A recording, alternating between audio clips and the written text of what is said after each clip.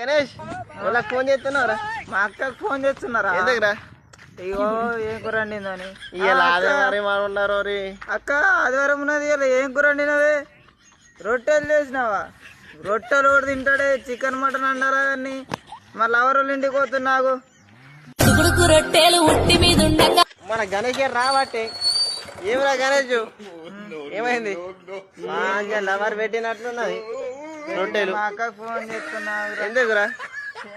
చేస్తున్నావు ఎందుకో ఏమో ఈ లవర్ ఏందో ఇది అక్కేందో. అక్క లవర్ వాళ్ళ ఇంటికి పోయినట్టుని అది ఏం చేసింది, పాసిపోయిన రొట్టెలు పెట్టింది.